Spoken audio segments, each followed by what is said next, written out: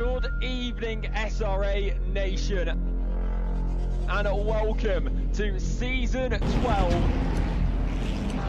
Today is going to be a new challenge, aside from being sent for. We're racing on the surface of the sun, apparently. Heading down towards the main start line. Maximizing that track just behind. That's exactly what we were talking about, that one corner. So critical to your lap time. You have to send it. Misses the apex curving there by a little bit. Everybody's now bunched up, and you do not want that. We wide now at the end of Sector 1 in the spot you really don't want to, but the fight's not over. Still there on the inside, and the McLaren's still not going to give the place up. And we're off and away for SRA. Good evening, ladies and gentlemen. Welcome to the Sim Racing Alliance. It's Season 13. We are starting out tonight strong in Division 3. Round 1 takes us to wonderful Suzuka circuit. I'm Andrew Reif, joined by Donovan Colton and Mac Morgan. Donovan, how are we feeling about this brand new season, brand new drivers? Oh, I'm looking forward to it as always. I mean, D3, always puts on a good show. We got a lot of familiar faces, a lot of new faces as well in D3. So, yeah, I'm super pumped for this season, super pumped for Suzuka. And Mac, my friend, welcome into the booth for the first time. We're happy to have you on board with us. It's wonderful to have new faces around on the track, but certainly more so in the booth. How are you doing? I'm doing all right, thank you. Yeah, I'm really looking forward to joining the commentary. It's so exciting. New season, new drivers, new teams, old teams. Always super exciting time within any league. And, add in some new commentators to the mix. Seems perfect to me, Indeed. And like I mentioned, starting out strong in Suzuka. It's going to be a wonderful schedule. We'll take a look more at what is to come further down the line, as of course we don't really have a whole lot to talk about in terms of the standings to start up. But taking a look here at the track map, this legendary circuit that has been the site of many a Formula 1 and GT3 race. And of course, we don't have the Formula 1 cars at our disposal, but perhaps with the release of Assetto Corsa Evo soon, we might see something similar. But regarding the track as it stands for the GT3 cars, we're talking about the legendary S's, following up into the Dunlop curve, Degna 1 and 2, followed by the Hairpin, Spoon, 130R, the Casio, Triangle. Every corner on this lap has stories to tell, and all 18 of them will be under heavy contest tonight as we begin the first round of Division 3. We'll take a look here at the team standings. Obviously, no points on the table, but we can take a look at who is joining who for this iteration of the Sim Racing Alliance. It's Pat Cockcroft with Russell Allen in the 992 GT3R in silver here in Division 3. And those drivers don't necessarily strike me as particularly slow, so I'm wondering what's the deal with the classification on that one. But on the top here, in the number 1 spot, even though there are no points scored, one of my favorite duos, Jason and Jeremy Yarin. Donovan, these are drivers that you and I have seen quite a bit of in the past, and I'm just so excited to see them back in the 488 Evo, no less. Yeah, absolutely. And they've been on a tear, racking up those practice laps. They're always known for putting in some insane amounts of laps. And yeah, they're determined that this season's going to be their season. They, ended last season with really strong performances. So yeah, I'm super looking forward to what they can do this season. Mac, I'm hoping you get a little bit of an idea of what's to come as you start to familiarize yourself with the drivers. But just talking briefly about what you expect out of car selection here, because, we were taking a look down here at the standings, of course, and obviously we just talked about the 488 Evo, not necessarily what many would consider a meta car, but it certainly works out well enough, and especially here at Suzuka, there's a wide balance of performance. So just looking down the list, anything surprising to you in terms of car selection? One thing that's kind of surprising is the McLaren 720 is usually a very popular pick, and it seems like in the D3 list specifically, it's a little bit less common than it is in a lot of the other series or divisions. you know. Also, yeah, of course, 488, not exactly the fastest car on the list. Indeed. It sounds like we are actually starting to get drivers loaded in to the free practice session prior to the start of qualifying here. And to remind everybody, of course, that it's a 21-minute qualifying session. The silvers will line up at the end of the pit lane, and the light will go green at 20 minutes, at which point they'll be allowed to set their qualifying laps for 10 minutes. And once we hit that 10-minute mark, the golds are released onto the circuit, and the silvers are required to come in. But talking a little bit about the season as it's going to unfold for the future, unfortunately, we don't have anything to show you guys the full schedule out there on the stream at home, but week 2 takes us to Watkins Glen. Week 3 is the Misano World Circuit, which was just featured in the SRA 6-hour endurance race. That was a wonderful race I was able to take part in. Very, very fun circuit, that one. Week 4 is the Nürburgring GP in the wet. Difficult track at the best of times to extract maximum lap time. You add a little bit of rain on the track surface and things are going to get very difficult for you. Zolder for week 5 and Bathurst for week 6. One that I am sorely regretting that I'm going to miss. And week 7, Alton Park is on the schedule. Mount Panorama followed by Alton Park. That seems like a deadly combo to me. Yeah, Alton Park has been confirmed finally. Yeah, it's been a little while since we've seen some of these tracks. I mean, honestly, I think the admins cooked up this season. I mean, this track list is I mean, there are a lot of them are personal favorites for me. So yeah, I'm really looking forward to this season. And I just kind of fired that off at everybody. So hopefully you got a better short-term memory than I do.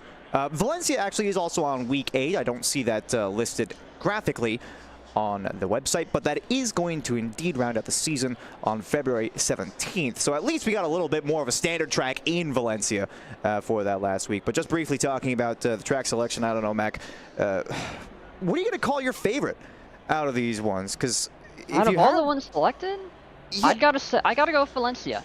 Honestly. Really? Okay. Ooh, yeah, there's a lot of really good tracks picked, but I've had previous experience at Valencia that was really nice. And so out of all the tracks that are on there, I gotta say Valencia, probably one I'm most looking forward to. That's my only Team Series race win, so I might agree with you there. I'm super looking forward to that one. Yeah, I mean, in fairness, if we're talking about favorite tracks, right? You know, Valencia, fun track to drive, reasonably good track to race. So I can understand where you're coming at with that one. Because if you're talking about Mount Panorama, I love hot lapping on Mount Panorama. You put me in race conditions on Mount Panorama, I'm going to hit the wall before the 15-minute mark. That's just the facts. You know, I regret it, but that's just the way that it is, so I can completely understand. Zolder returning from, I believe it was Season 9 that we saw last included in the Team Series. I could be wrong on that. I'm wrong on many, many things. But it's nice to see Zolder making a return. The Nürburgring GP, I think I would have preferred in the dry, but you have to have a wet race every now and again to mix it up. Yeah, really for sure. And I mean, you know me. I would have preferred to see Nordschleife, but I understand that I'm a little bit. I mean, what the idea of wet Nordschleife to me is, you know, a dream come true. Where I don't think I'm. You know, one person that would agree with me is Selena Boonstra, and we did not mention she's in D3 this season, which is a bit of a surprise. I mean, she was competing, went into the last race in D2 silver, tied. For second place, I believe. And so, I mean, yeah, it's a bit of a surprise to see her in D3 gold this season. But yeah, it should be interesting. She's, with her teammate Jess Osborne, as always. Yeah, we did just change off that scene just a little bit ago, checking the team standings. But I'll go back. Why not? We've got a little bit of time here. Looks like the qualifying session is going to get underway, hopefully here before too long. But yeah, talking about those team standings, of course it's Selena and Jess. They have to be together. And I mean, if they were going to put Jess in D3, which I believe most of the reason he's in D3 at all is because he didn't really have the chance to get a whole lot of seat time, not a whole lot of practice. So the race results, the pace, weren't quite where I would normally set the benchmark for Jess. But I believe, so I'm just trying to make sure on this, because I definitely could be wrong. Like I said, I'm wrong on many things. But I believe Selena... famously a controller player here in the Sim Racing Alliance. I think she might finally be committing to using the wheel and pedals combo that has been so legendarily rumored to be the case before too long, which might be a part of her joining D3 Gold for the season. Yeah, I heard the same. I don't, I never got it confirmed, but I did hear the same. But yeah, I guess we shall see. There are some. I mean, I think this season's going to be a very competitive season for D3. Looking at the practice times and the hot lap leaderboard, there's some spicy times up there. So I think it's going to be a competitive one. Talking briefly then about the track conditions, 24 degrees Celsius ambient and 32 degrees for the track. Pretty optimal conditions when we're talking specifically about qualifying, which we will be going live with here in just a moment as I get my ACC race control actually working again because it decided it wasn't going to have very much fun. But Mac, expecting any sort of trouble here with tire temperatures or any specific area of the track today, or do we think it's going to be relatively nominal? I think that there's almost certainly going to be at least one person overcooking it through the S's. There's no way it doesn't happen. Especially in the Mustang. There's a lot of Mustangs, and the Mustang does not necessarily love the S's, particularly through Dunlop. It can be a bit understeery. Now, the Porsche here with can be pretty strong. There's a lot of the mid-engine cars I think are really strong. Ferrari tends to be pretty strong here. Yeah, there's definitely, it kind of depends on the car, but yeah, the Mustang definitely doesn't like the front tires. One thing I'm going to be looking out for, especially in the race, is track limits, especially at Dunlop, or not Dunlop, the Degners, after Dunlop. That is definitely, in those front engine cars especially, that is a really easy place to pick up track limits violations and could definitely cause some chaos, I think. Talking about the Mustang, of course. Historically very strong vehicle. Ever since it got added to ACC, there was I won't say controversy, because that's not the way we say it in America. It's pronounced controversy, but that's a story for a different time. But the Mustang did indeed cause a little bit of issues with the balance of performance. We do have at least a couple of Mustangs out on the field right now. DJ Watts sitting in the pit lane, waiting for his turn to go out. But we kind of got a little bit of a brief look at some of the liveries that we're expecting for today. Of course, Neil Sutherland representing in that American muscle here for qualifying as we get started. I think with the first couple of laps coming up, I believe it's the 86 leading us across the line first. That's Pat Cockcroft in the 992, the Sprite 992 that we saw. Decent looking car. I actually quite like the wheels on this one. So we'll see what they have to bring to the table. I'm expecting to see maybe a 159 high as our potential pole time. I did just see a car return to the garage, so we'll see what they've got to handle.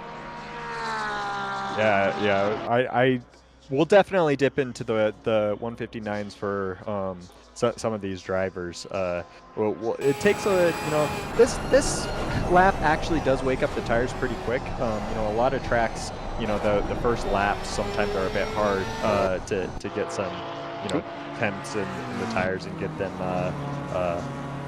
in a good operating window. But this track tends to be pretty quick as we see Pat going through.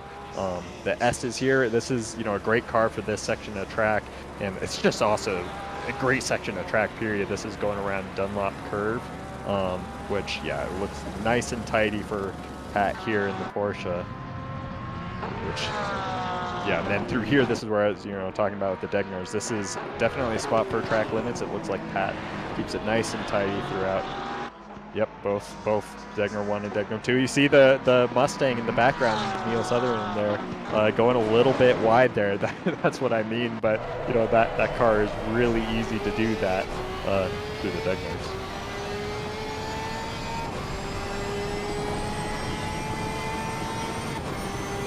Yeah, it's so easy to get some track limits violations through both the Degners and also later when you get to the spoon curve, it can also be difficult to try to keep your car inside those track limits.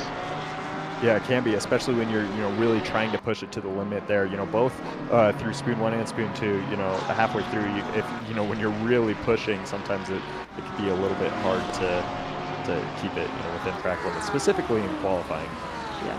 One of the things that really doesn't help with that is just how focused Suzuka is about just being patient with that throttle, you know? It can be really easy to want to just hit the throttle a little bit harder to get that little bit extra speed, but just doing that will wind up sending you wide.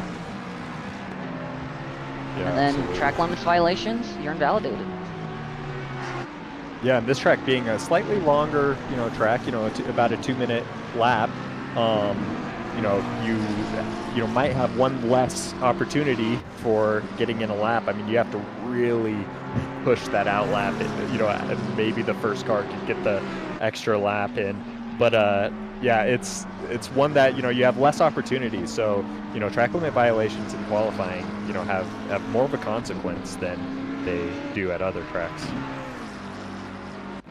Talking briefly on that too, it's easy to see. Race control kind of shows us when somebody has invalidated their lap, so we get a good look of that. But especially in trickier conditions, which admittedly we're not necessarily experiencing today, but in trickier conditions it can be quite challenging to keep the car on the circuit, specifically because of those tire temperatures. You might have a little bit of a lost grip, especially into the braking zone at Spoon. Very difficult to get that load into the front tires without exceeding their grip and going wide, as you mentioned, Mac. And 130R is definitely a corner where you can do basically the exact same thing. So there are quite a few places. You mentioned Degna 1, Degna 2, specifically the exit of Degna 1, because you want to carry as much speed as you possibly can through there. But then if you go wide, if you have a little bit of a bumble over the inside apex curbing, then you're going to be in trouble. If you go wide on the exit of Degna 2, trying to get down on the power too early, you're going to have a track cut and your qualifying lap is over. So there's so many things that can potentially go wrong, but it seems like things are going pretty well so far for the people qualifying. I'm on board with Macomber right now. Noah Macomber specifically in the Ford Mustang GT3, about 8/10 up on his previous best lap of 2:01.6. And right now the benchmark is with Joshua Worley, a 2:07, so not exactly lighting up the timing sheet just yet. But for D3 Silver, that's pretty respectable. Yeah, absolutely, and yeah, we'll see those times come down quite a bit. Like I said, the first lap, this track does wake him up pretty quick, but it's still, your best lap's going to be your second, third lap. One thing I've noticed personally is tires seem to drop off here. Tires. This track is tough on tires, so you actually can see by the end of the qualifying session, just your tires are a little bit.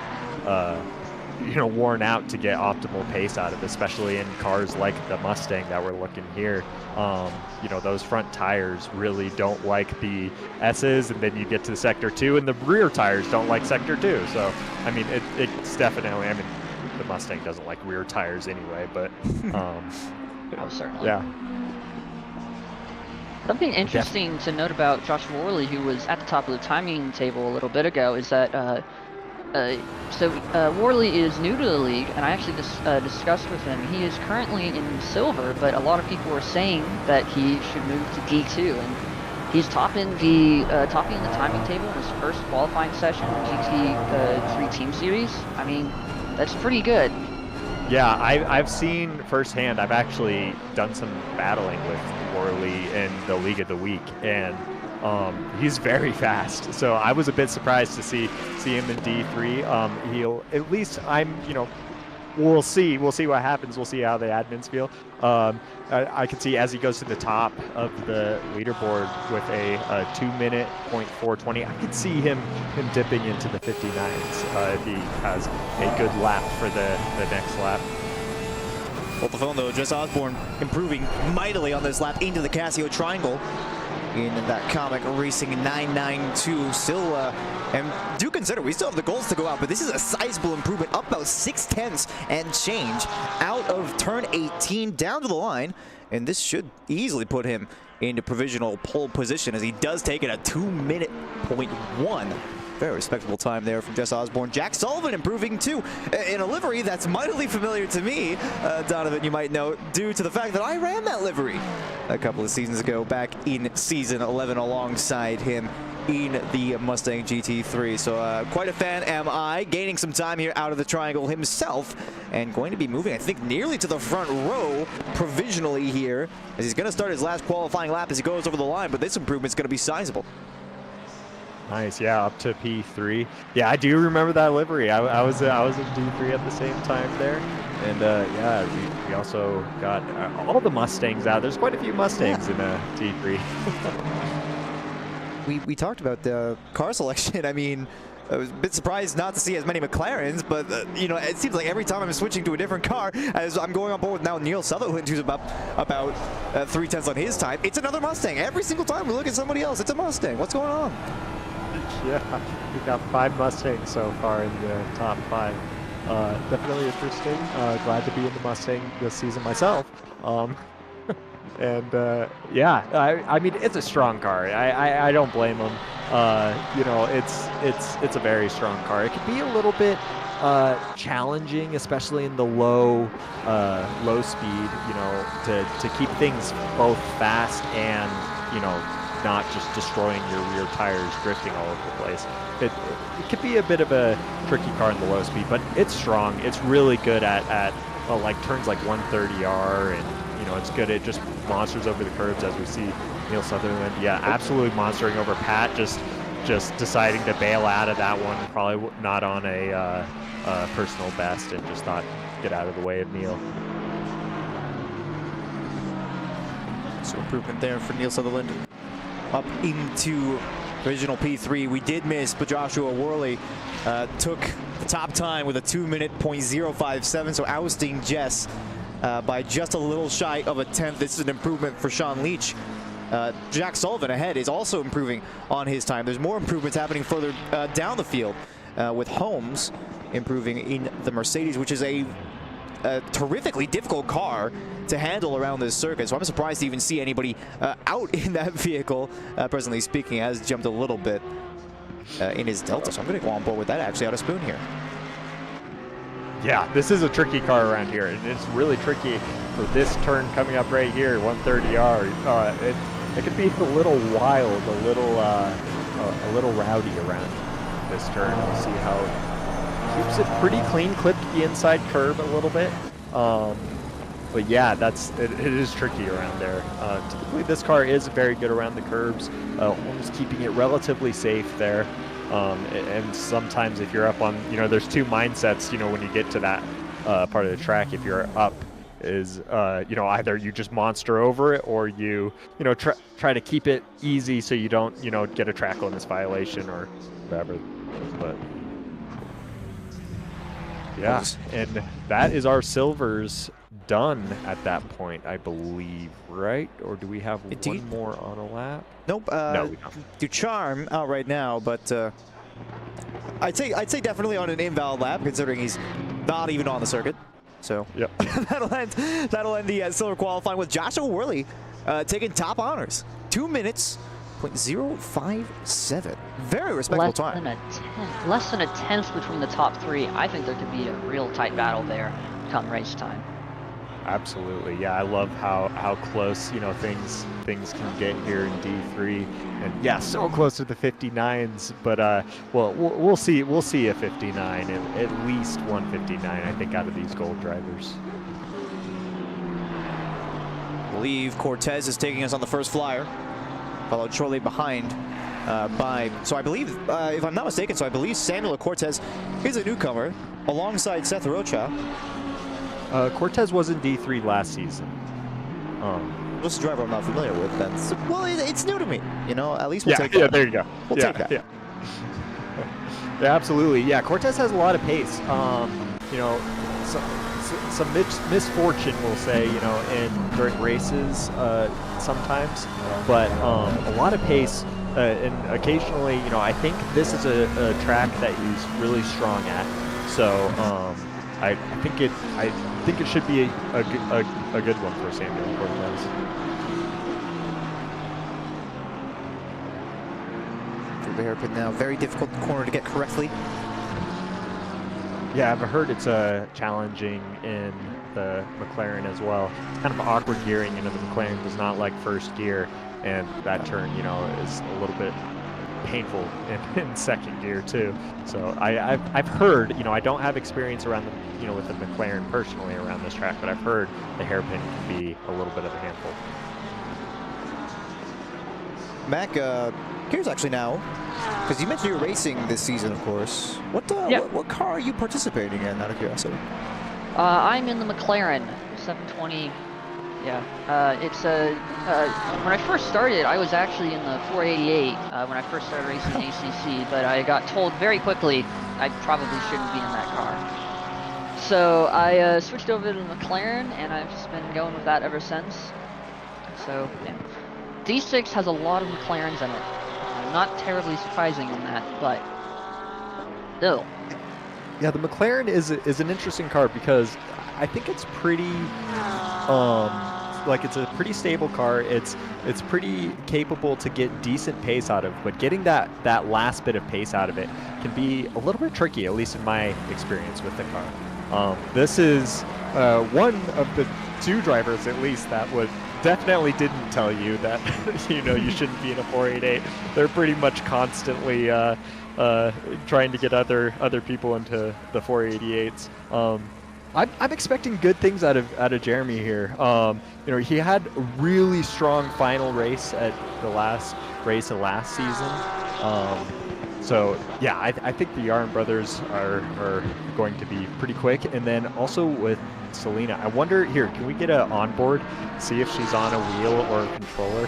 So she's on controller. Yes, she did. I asked her in the chat, and she did mention she is still on controller, presently speaking, and up 8/10 on her lap right now, which I'm not surprised by at all.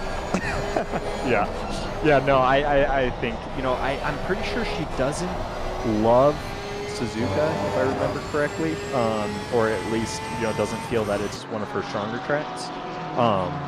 So I'm not sure if how comfortable she is here, but yeah, I mean, Selena's fast, and she was a D2 driver last season and got 3rd place in D2 Silver.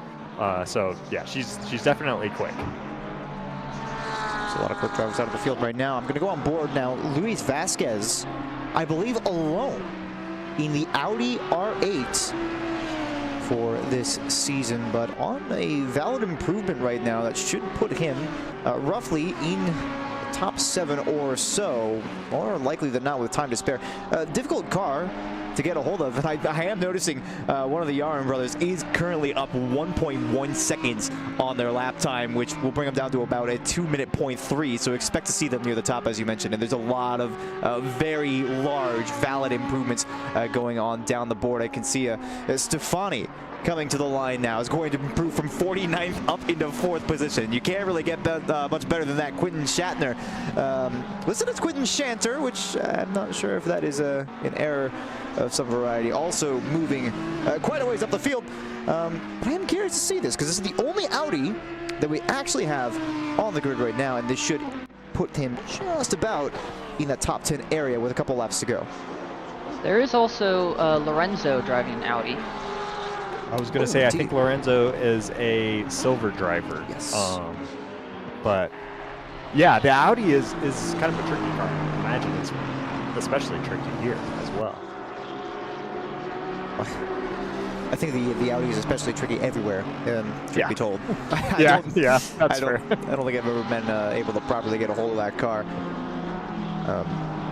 But I think that speaks more to my inability to drive rather than the lacking potential of the vehicle. Worley still holds on to provisional pole position. In fact, the top 3 is entirely comprised of silver drivers so far, and I'm not seeing anything particularly competitive with those times, save for what Noel Maxwell is putting up right now through the hairpin. Luis Vasquez is on a similar improvement, or at least was until he invalidated his lap. So unfortunate, but time is there. Cortez also on a valid improvement that could potentially challenge. In fact, he's just gained a lot of time here out of the triangle. Looks like might have lost it on the traction, actually.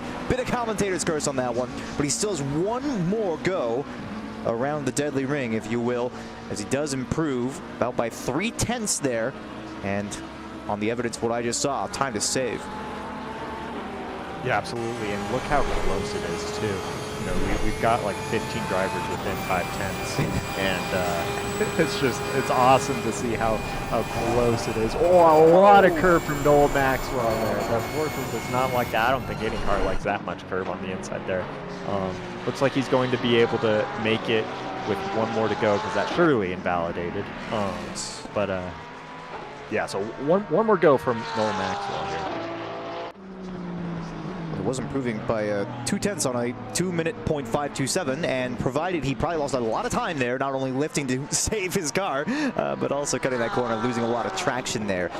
So we'll see what he can bring to the table on his next lap. He's got one more go, as you mentioned, as we're starting to get the last laps on the board here. Wilder Vargas, with about 3/10 in hand, coming up to the line now, is going to be a reasonable improvement there, up into P10. Very nicely done. Rocha also on a valid improvement. Cortez also on a valid improvement. So keep an eye on that overall on the left-hand side. Yeah, Cortez is on really good improvement right now. On track to possibly upset the top 3 silvers. Assuming that we don't curse them immediately. Yeah. Yeah, that's a good point. Yeah, and yeah, I see Jake Weezy in the chat. Yes, I can confirm drivers frantically scrambling to remove the sand from their trunks. It's like Miami Beach down here. Hey, we haven't. Oh, that was a little bit wide at 130R, but I think he might still have it into the Casio triangle. Cortez trying to compete here for pole position. The delta's gone quite a ways down, but it's going a little bit back up. 2.7 in hand on a 2-minute .355, trying to break the 2-minute .057 of Worley. I don't know if it's going to be enough. No, it's not quite. 500s behind. One of the Yarin brothers, Jason Yarin, up by about 2/10 out of Spoon and gaining time down the straight, is only 3/10 behind pole position right now. Luis Vasquez is up about 4/10, and if he finds one more 10, that could be pole position. Darren Wicks is also on a similar lap, up 5/10, which could be pole position if he holds it together. We'll follow Yaron across the line here. And Darren Wicks completes his lap. It's not quite there. 2 minutes .087, 300ths off of pole. And Yarn loses a little bit of time out of the Casio triangle. It's not going to be pole position for him. Vasquez behind, though, I think has got it in hand. 6/10 out of the final corner, keeps it tight to the inside, and to the line comes Luis Vasquez to take pole position with a 1:59.967. What a lap. Yeah, absolutely. We did hit the 59s, it looks like. Yeah, that is quite a spicy lap there from Luis Vasquez there. Jeez. Hey, the final driver over. Yeah, what a tight top end of the grid. I mean, yeah, 5/10 for 15 drivers, and yeah, those top drivers were super close to each other. So yeah, fantastic qualifying session from these D3 drivers. I think that's selling it a bit short, even. Fantastic qualifying. Let me take a look here, because I believe in order to get to 1 second off of pole position in terms of pace, we have to go all the way down to P30 in the field with Noah McCumber. Wow. I don't even know what to say about that. This is gonna be interesting. I don't know. I really don't know what to expect out of this. I think that the way this has gone with the silver drivers managing to make it as far up as they can, I mean, that's mad respect to those silver drivers, because they, of course, had this greener track, even if only just by a little bit, and yet they've still, especially Worley, managing to best nearly all of the gold drivers. Really impressive from Worley, Osborne, and Sullivan. Yeah, absolutely. Now, I don't know if they will stay silver for too long. Usually by race 3, right, is the track, you know, if the admins make any changes to the divisions, you know, we might see some of these silver drivers being promoted to gold. Just trying to get a little look at here, some of the liveries. It's the 146 here of Darren Wicks. I love the Christmas sweater. That's quite wonderful. Yeah, absolutely. Yeah, so we got the holiday theme for this season, as you can see. I like the holiday in. That's pretty good. Yarns with a bit of a sense of humor, I suppose, for this season. Yeah, absolutely. Kind of going down the list here. So I'm wondering, certainly we've got to have a holiday other than Christmas represented on the grid, though. So I'm noticing we got what appears to be the gift wrap / candy cane, maybe, livery here for Sean Leach. Maybe it's a gift wrapped candy cane. It could be. I'm not actually 100% positive as what we got here. For, we do have the SRA, the holiday SRA logo. There you go. The holiday in Ferrari 488 GT3 Evo. As we get ready to get underway here with the formation lap for the race. You can see the track conditions in the upper right-hand corner. 23 degrees ambient, 28 degrees for the track. So it should be relatively optimal conditions for the race day here. And I gotta say, I'm looking forward to the race start. We like to try to keep it clean here in SRA. And I'm sure Luis Vasquez would probably very much appreciate if we kept it clean here in SRA. Yeah, absolutely. No bowling down into turn 1. The S's can be a bit tricky on lap 1. Same with the Degners, especially right now at this time of day when you come across, in round Degner 1. The sun is just right in your eyes. We've got, a bit of a sunset, race being at 5 p.m. And so, yeah, like I said, you come around the corner at Degner 1, and that sun is just right in your eyes. So sometimes that can make things a little bit tricky, especially lap 1. You got to really focus on, the cars ahead of you. Yeah, I definitely experienced that when I was practicing.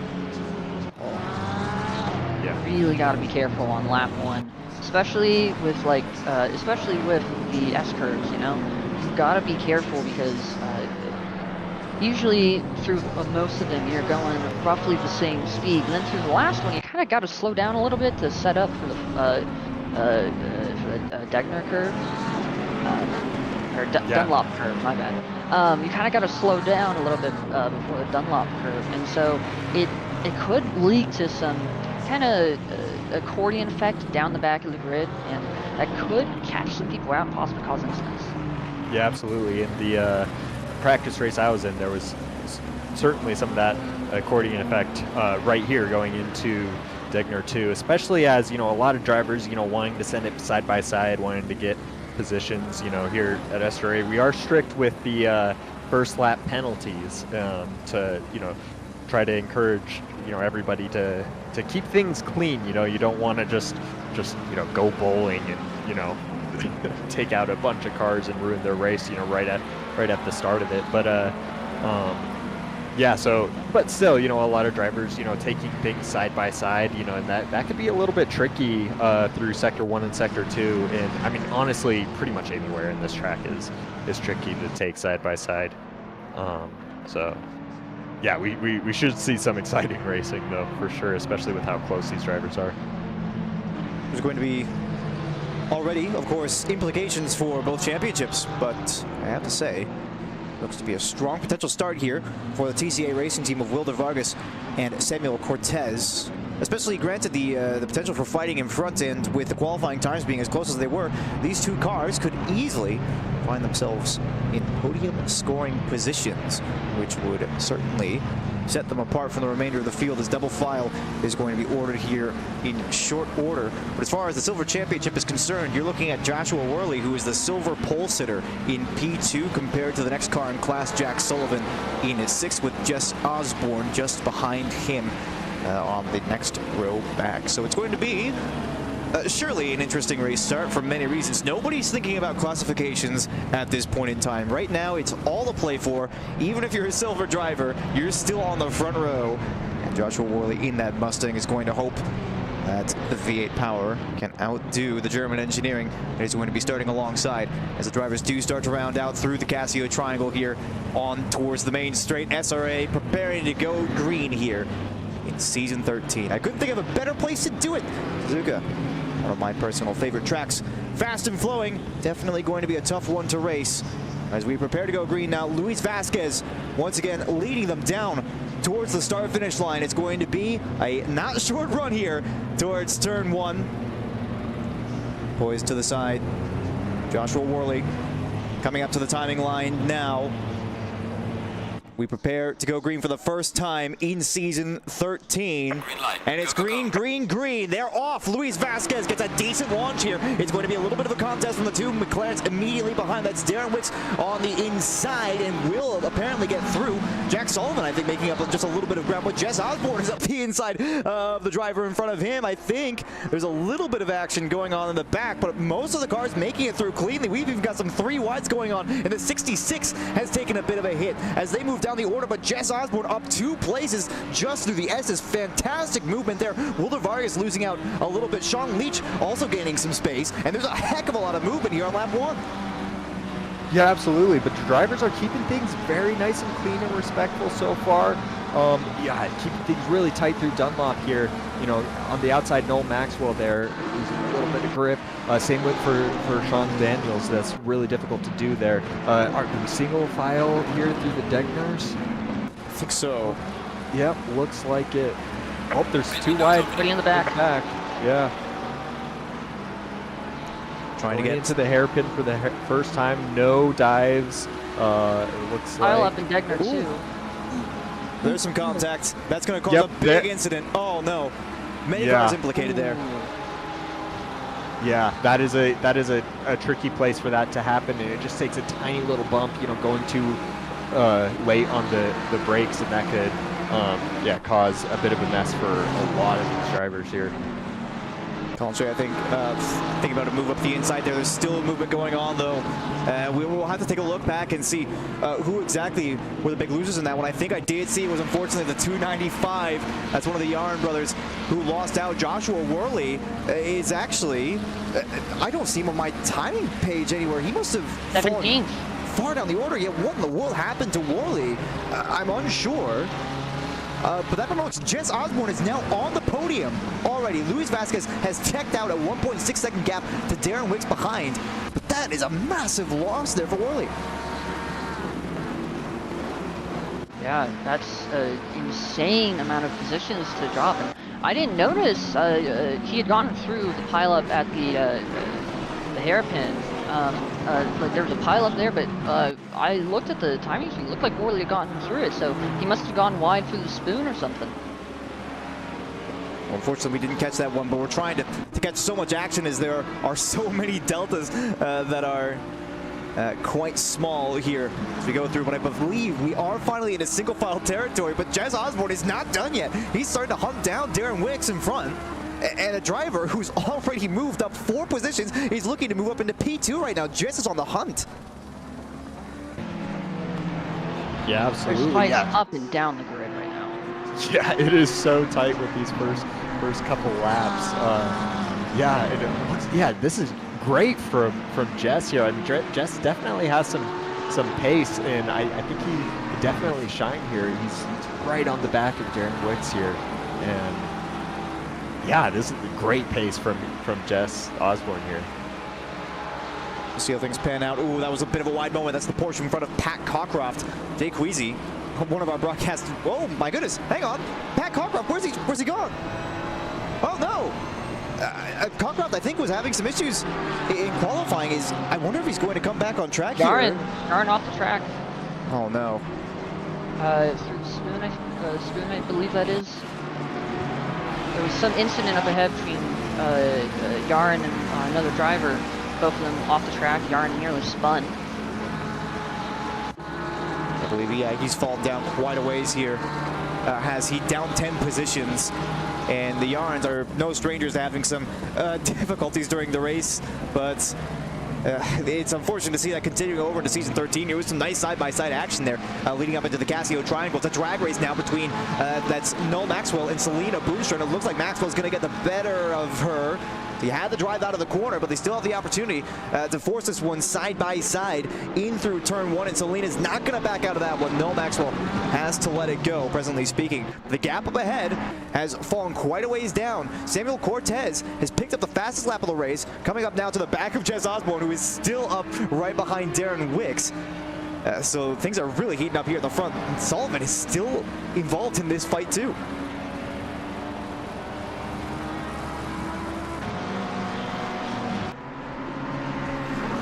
lot of battles all over the place. You go a bit further down the grid, I believe we have some Boomstra going, possibly trying to go for an attack for the on the 68.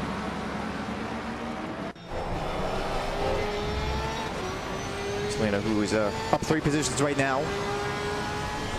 And if memory serves, actually, in my debut commentary for the SRA, she was featured multiple times at Suzuka on that stream. It was round 2 of season 9, and she was fighting a little bit harder than I think might be merited for a track as flowy as this one.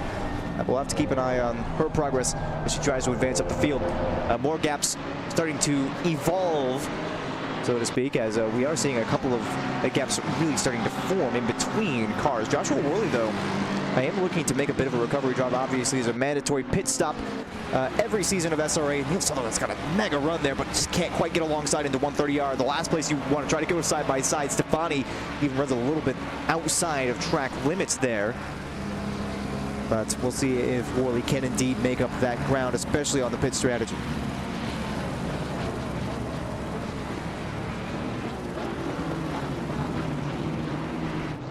Absolutely, yeah. Sorry, my feed went down, so I'm riding blind here.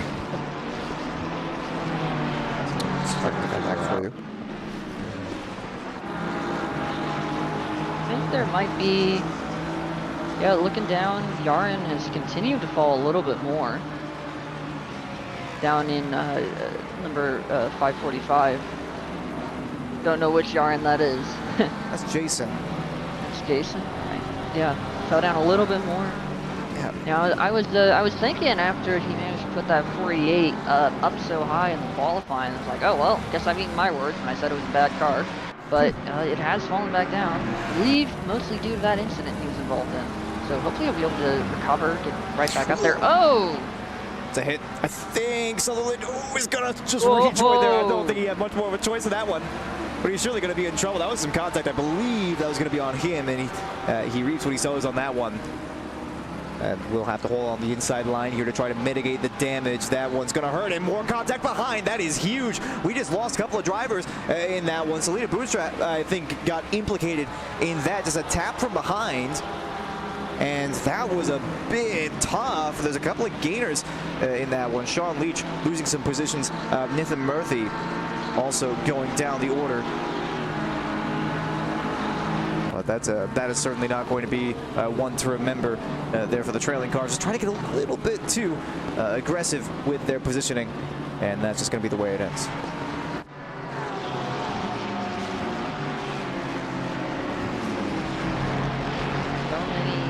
So many fights, so many number of incidents as well. Oh dear. Ooh, we got Cortez facing the wrong way. I'm going to take that back. 15 seconds, just real fast to see if we can get that, and lost it a little bit of 130R. Bumbled over the grass, but I think he lost control again. Trying to fight Jack Sullivan, and contact was made. Okay. Looks like he might have overcooked it just a little bit, possibly.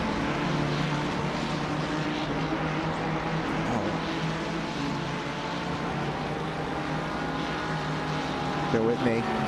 So we're trying to get some stuff sorted out on the back end. I'd really prefer that Donovan was able to see the feed. Okay. That'd be helpful. Give that a shot. And Donovan, why don't you do me a favor? Keep an eye on the chat and make sure that we're still streaming okay. And if anybody does see any issues with the stream, let us know. More side-by-side action here. That's Zip and Dean Stefani into Degna 1 on the outside. What a run that was through the Dunlop curve. And ooh, a little bit more archy-barchy there. Neil Sutherland in the Degnas again. It's the tiniest little bit of contact made. It was rather inconsequential. The driver who certainly feels like he's got something to prove. Darren Wicks has gotten past Jess Osborne, by the way, and the gap is opened up there near the top 3. That's a car round. Who was that? That was a Rocha, who I think might have just spun that on the power. I'll take a look again in the hairpin. Yeah, I don't think there was anything. Oh, and he spun again, getting back on the track. That is unfortunate. Yeah, that's just being too eager to try to get on onto the power. Oh no. Just collected another car trying to get back on the track again. Who's that? That is...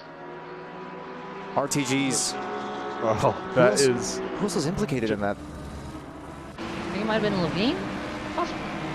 Levine is in the Yes. pits as well. Oh The pits as no. well. That'd be disaster for Elliott. More action then. But yeah, Rocha in the pits, most likely going to be the end of their race. And it's been action-packed, unfortunately, in some of the wrong ways here. So Division 3, first 10 minutes of race number 1 gone. And what are our thoughts, guys? This is crazy. Definitely very action-packed. You know, like we said, these drivers are so tight. It's going to be tight on track as well. And, you know, this with Worley, too, you know, being knocked down on lap 1 there. You know, he's making a bit of a tear back through the pack. He was, what, down to 17th, I believe? So he's made his way up a few positions since then, and I think there's more to come, too. He does still have some company in Samuel Cortez. Purple lap right now, belonging to Darren Wicks, a 2-minute 1.010, and did a 2-minute 1.137 on the last lap, which is almost a second faster than the race leader right now, Luis Vasquez. Maintains that gap by a little bit here, but it seems like that is not destined to last very long. No, Maxwell still engaged in battle here with Dean Stefani. Takes the defensive line on the inside. That's a good move from Dean. Way to position the car. Just a way you're going to force the opposition into a bad position, and Selena's going to see if she can capitalize on this one as well. So this is going to be a battle that evolves nicely, I think, over the next couple of corners. The 615 is looking for the inside line towards Spoon. It's getting a little bit argy-bargy here. And it looks like Noel Maxwell will have to wait for a future opportunity. Maybe a little bit wide there at Spoon. This is the opportunity he wanted. Oh, it contacts me. The rejoin was not that great from Dean Stefani. Trying to get back on the circuit. And that's disappointment if you've ever seen it. More misfortune for the drivers here. Yeah, absolutely. Yeah, that was, you know, sometimes the Suzuka in a lot of places, as things get a little spicy on the exit of there, Spoon too. Yeah, you know, this, you know, going side by side, you know, and you're on the wrong part of the track. Oh, we've got a BMW facing the wrong way at Spoon again. Oh man.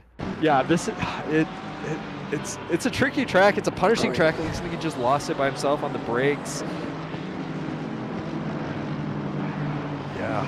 Fortunately, all the other drivers, it looks just no contact, no damage to deal with. Just, you know, maybe a little bit of a damaged ego. Well, it certainly has some... Oh, no. Oh, no. Oh, no. Come on. Oh. Can we go 2 seconds? That was Shea. Oh, no. I think the car that they made contact with might have gotten away from that one, but oh my goodness, every time we look at a small gap, something new is happening. Disaster strikes again. What? Yeah, absolutely. Yeah, these drivers are in a spicy mood today. It's okay. They're just getting it out of their system, right? It's the first race of the season. Just getting that out of their system. One can hope. Jake Huisi up the back of Phil Brown there.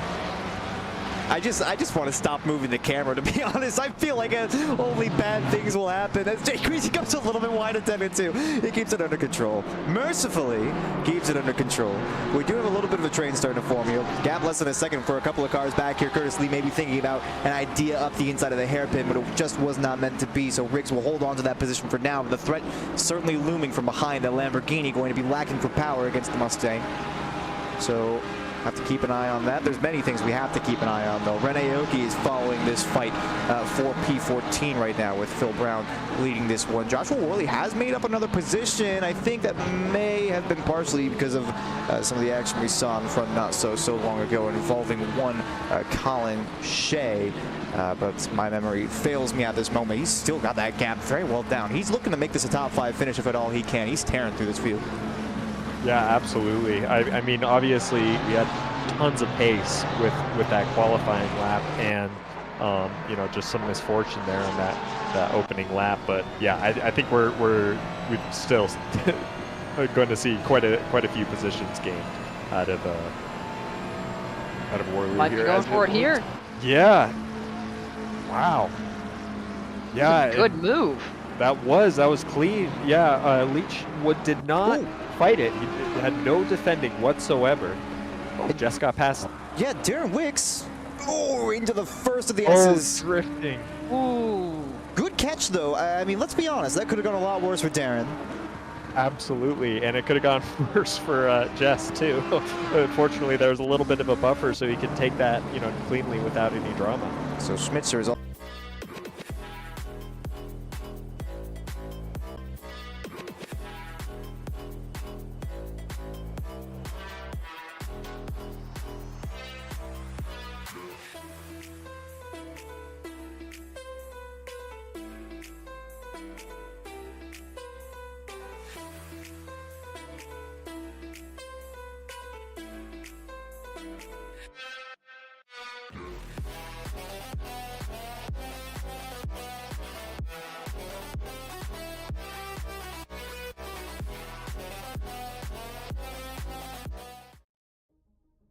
All right, and we're back, still with the intermission screen. We're going to get back into the race as soon as possible for you, ladies and gents. Just a little bit of error on our end. So we'll be back in the race server just momentarily. And yeah, my apologies for the technical issues, but we'll have things back up and running here in just a second. Yeah, just some slight technical issues. You know, it wouldn't be a stream without one. So. First race of the season, right? We're getting out all our technical difficulties while everyone on track gets out their spicy moves. So. Yep, I guess the commentator's curse. Maybe even God has had enough of our bullcrap for today. But we are back and live. Too many incidents shouldn't be shown on YouTube. Just should not. Yeah. Oh no. Well, aside from that. Well, I guess, you know, I did try to go back and take a replay of, I believe it was Schmitzer losing in 3 or 4 positions. So right as I went to go check back at that replay, you know, something about the motorsport gods were just, they didn't want to see it. So whatever Schmitzer you did, obviously it was not meant to be, and you don't deserve to have lost those positions. Looking at Josh Worley right now, attempting to go for an overtake on Selena Boomstrap. So, getting close here into 130R. Not quite close enough. Yeah, the Mustang does have a lot of speed on there. Yeah, you need to. I mean, it's such a sketchy turn to go side by side. So, yeah, you need a good overlap. For sure. We're talking specifically about 130R. I mean, it's a sketchy corner to go side by side. But I think more than that, it's just a sketchy corner. Yeah. This should be, I think, an open and shut Worley's case. going for it. Just about. Worley's going for it. Not quite late enough on the brakes. You're going to have to be braver than that against Selena. She's definitely going to stick it around the outside if at all it is possible. That Mustang, though, you just got to send it, I think, off of that straight, because he's most likely going to have to wait behind the Porsche now, which is going to be much more nimble through the corners in the middle part of the lap. Yeah, absolutely. Selena not, you know, giving that up. You know, like I said, he didn't defend at all. You know, but Selena, you know, makes things difficult to get around. She's not going to make it very easy for anybody passing. The Dunlop curve here in just a second. Colin Shea is looking to get the exit here against Russell Allen in front in that Porsche, and he takes a little bit of a narrow line there. Shea might have the look up in towards Degna 1. Keep an eye on that, the 945 Ferrari, which has had some lousy fortunes so far this race. I don't think it's going to be quite close enough. Have to tuck in behind, presently speaking. Maybe looking for it in Degna 2. Not a very common overtaking spot, but now the 77 goes a little bit wide. The rejoint's a little bit of traction loss there, and that should just about be the position for Shea. Nicely done. Very aggressive posturing, and forced that air out of the driver in front. Yeah, absolutely. Shea is good at that sort of thing. He's a pretty aggressive driver. And definitely can get things done.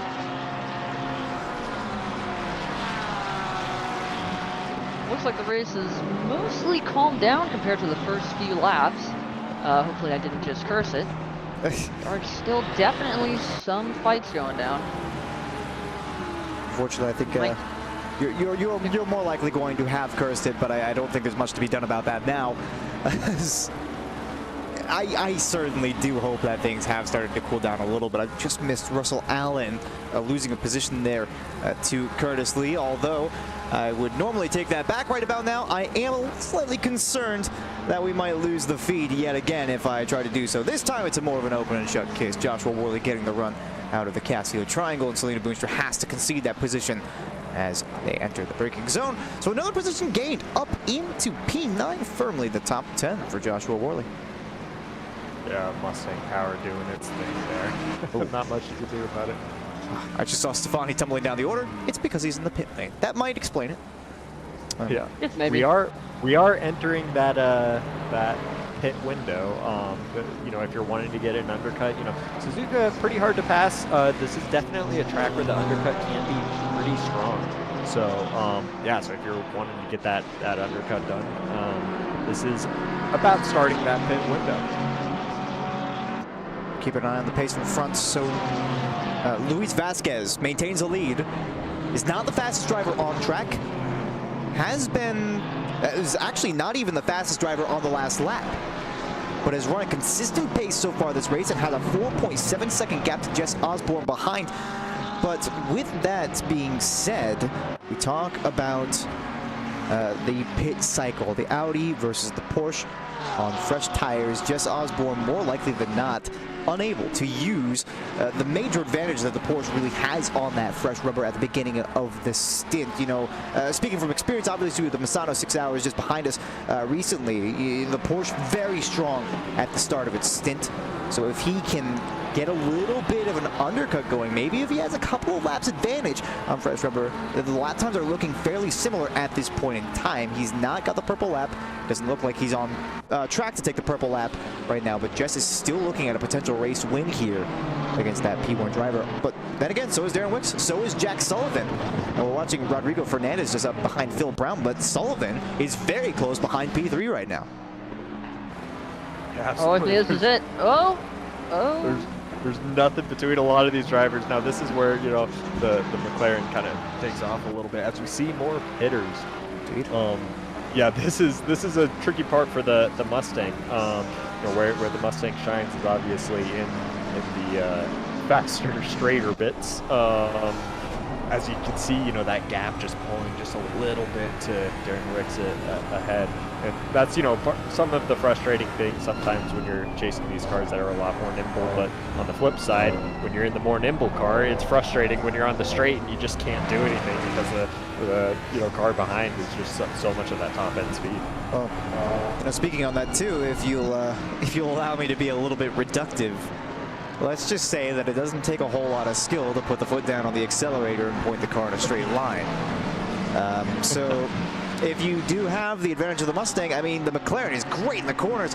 Unfortunately, you have to be able to speak to it, right? You know, if you can't really get a hold of and maximize what the McLaren is offering you, if you make one little mistake, the Mustang's going to get the better run out of you out of a corner, and you are losing that power battle every day of the week.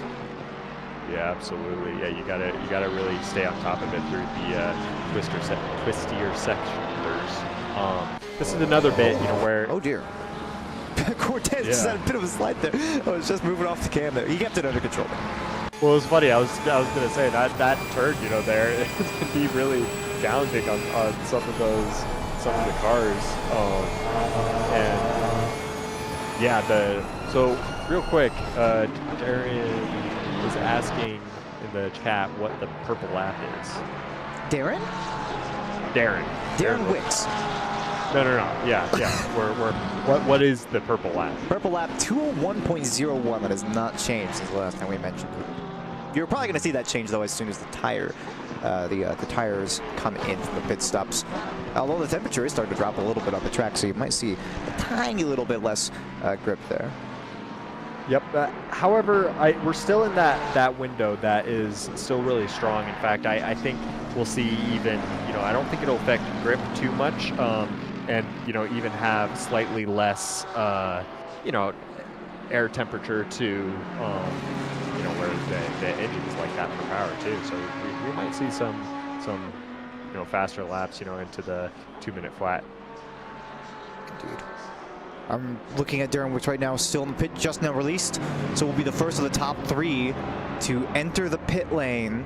And I believe had a gap of about 7 seconds to the leader. That's Richie Wood, excuse me, coming to the pits. Neil Sutherland did take their pit stop a little bit ago. Colin Shea, that's definitely not the line out of Spoon, is able to rejoin safely. I think actually, just really trying to avoid getting into any more incidents. And to be honest, I can respect that. It has been an eventful race and not in a good way.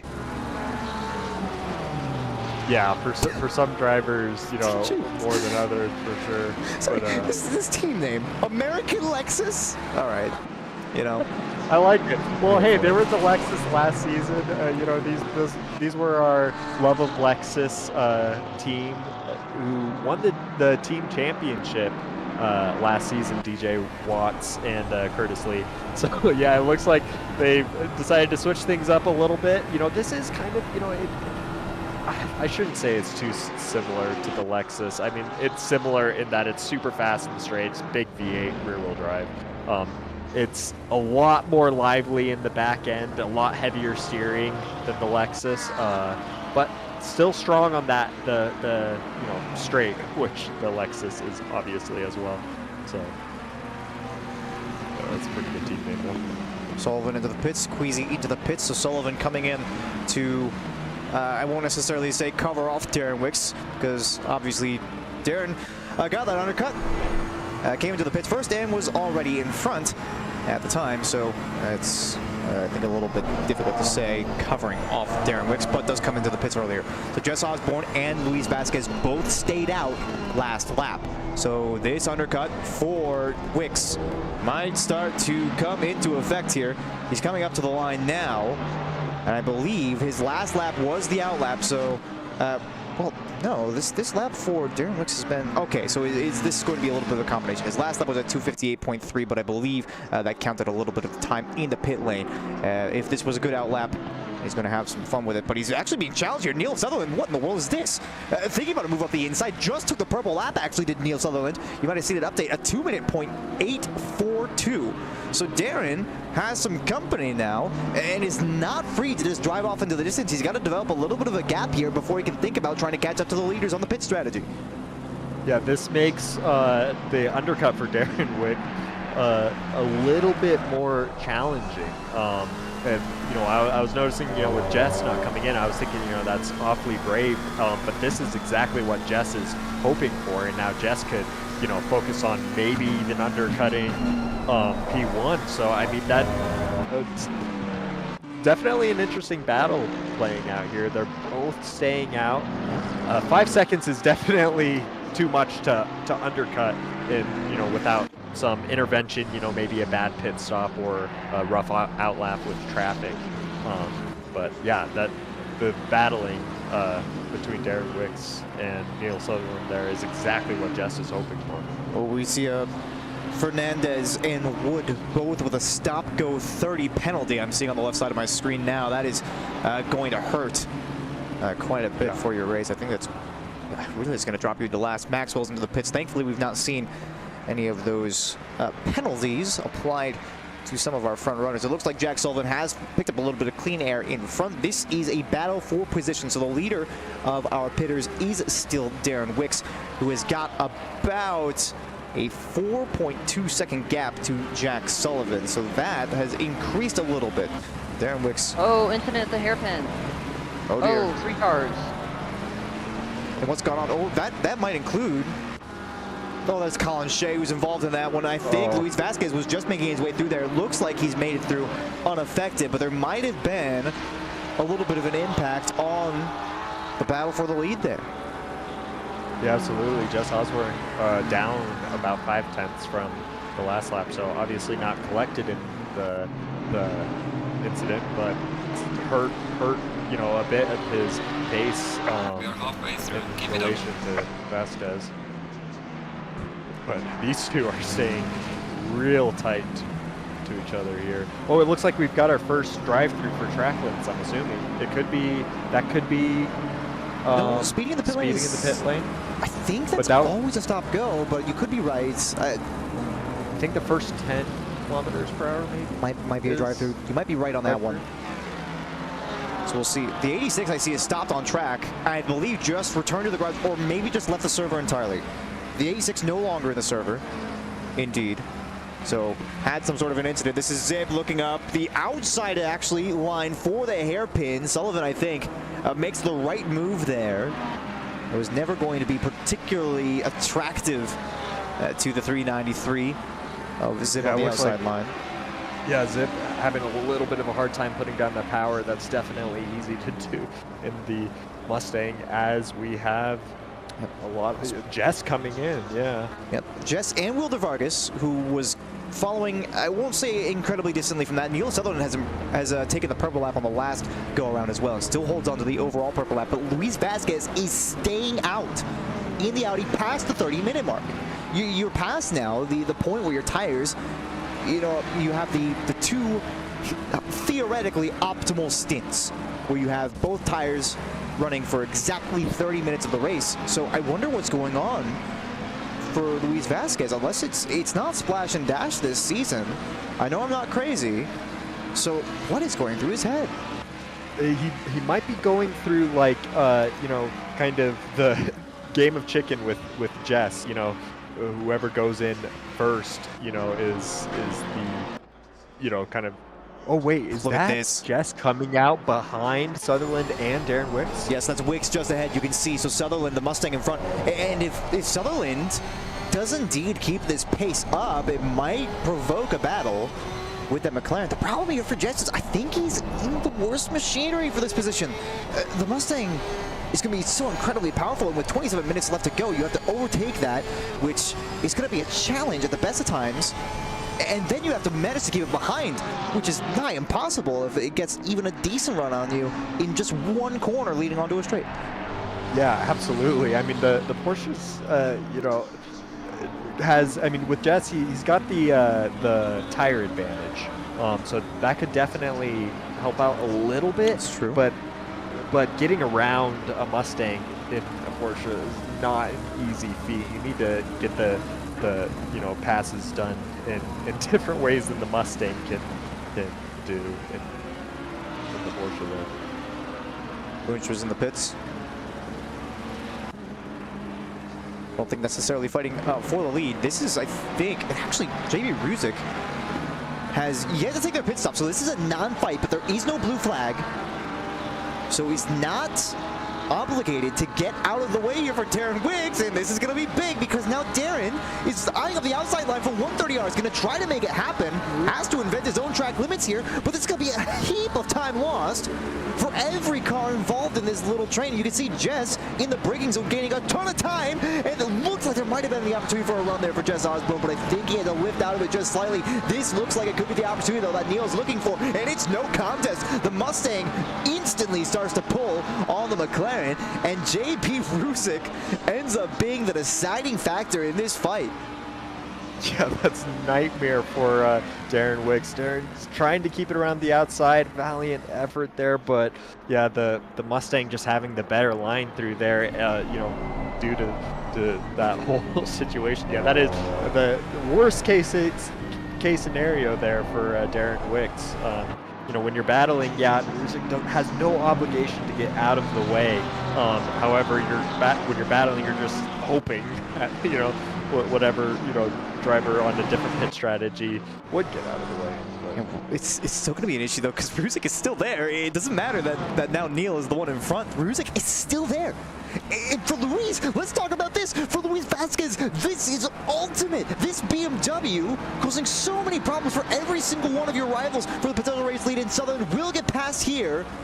And Ruzic even going a little bit on the inside line. I wonder if that was an intention of a defense there against the car behind. So Neil Sutherland has broken away, but more likely than not, at least lost a little bit of lap time. And now Vasquez is in the pits at their stop right now. So an optimal stop time looks to be around 1 minute and 2 seconds right now. And they've been in, they're getting serviced 20 seconds onto the service now. So Vasquez, Worley's in the pits, Leach is in the pits. We have to see where they come out. Sutherland still not even at 130R. I feel like this is going to be the race lead for Vasquez. as he is now moving out of the pits. This seems like it's no contest. 20 seconds, the gap between Sutherland. And now look at this. Ruzik still kind of holding up traffic there. Not quite at the pit limiter, though. 10 seconds, the gap. Just about now, he had one of the last pit boxes on the grid in Sutherland. Coming up towards the line. Is Vasquez going to maintain the lead? Crosses the pit limiter now. The Mustang is tearing down the straight, but I think he's got it. Yep. Yeah, it looks like he's got it. It was really that battling definitely caused a lot of drama for those drivers, you know, trying to get through quickly. But yeah, it looks like Vasquez gets to hold that one. Vasquez is on fresher tires now too, so Sutherland, Wicks, Osborne, all gonna be hard pressed to try to catch up to Vasquez without killing their own tires and basically destroying any shot of an overtake. Yeah, speaking of overtake, Jake Wheezy with a beautiful pass there up on the inside. It's been a battle kind of ongoing for a couple of laps now up the inside of Pablo Ferrer. So very nice move there for Jake Wheezy. Finally gets past. As for P14, definitely a respectable finish right now. And now Jack Sullivan's trying to navigate through Ruzik here. And you know, we do try to keep it nice and friendly. So I'm sure that in the post race, we'll all be you know, roasting marshmallows together. But I think until that point, until we get off the track, there are going to be some harsh words in private for one Neil Sutherland and potentially one Darren Wicks, who lost that position because Ruzik was kind of in the way on a non-fight.